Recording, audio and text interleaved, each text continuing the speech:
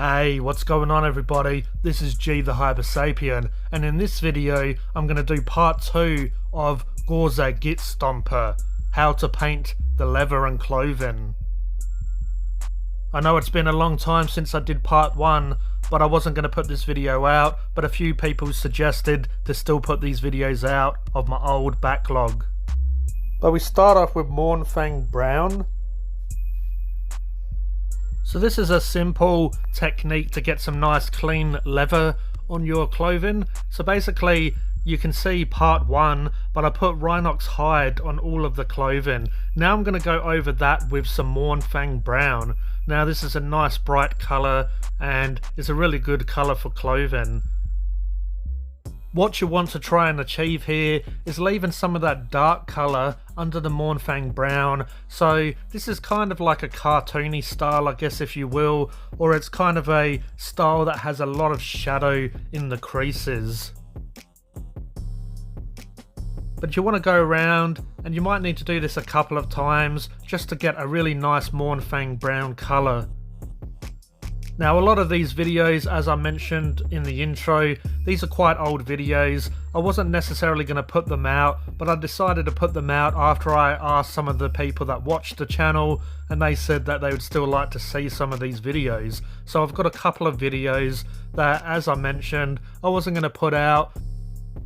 I didn't get around to finishing them off, and I was just going to scrap them, even though that I did a part 1 for Gorzag Gitstomper. So it just seemed like I needed to get out part 2 because part 1 is already out, so I can just finish off this part 2 and complete the Gorzag Gitstomper on the channel.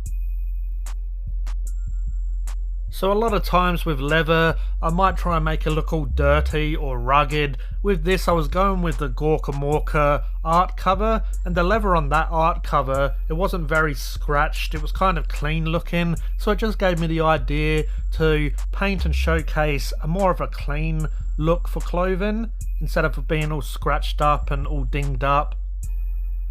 But I also really like this colour scheme, having the really dark areas in the shadow areas and then having the more bright on top.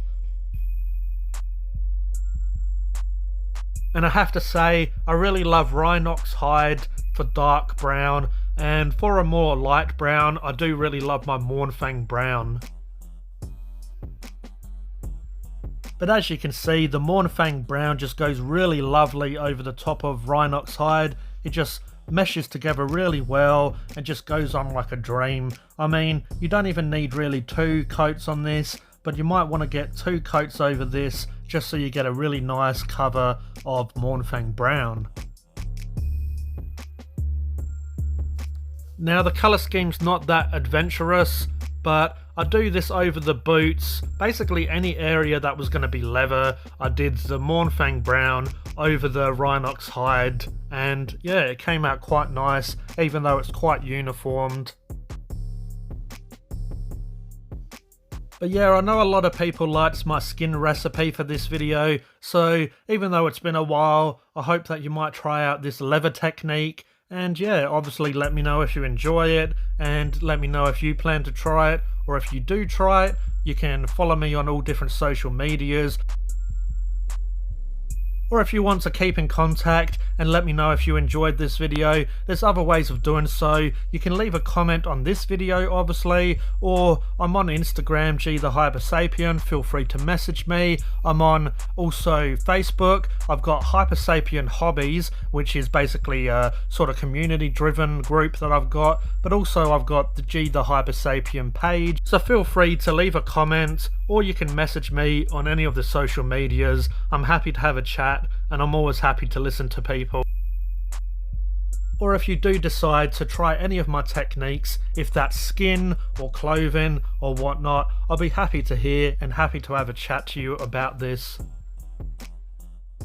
So I'm going to use contrast paint here, which is obviously snakebite leather, which is going to go over all of the clothing areas. Now I just really like snakebite leather for obviously a clothing, for a leather colour.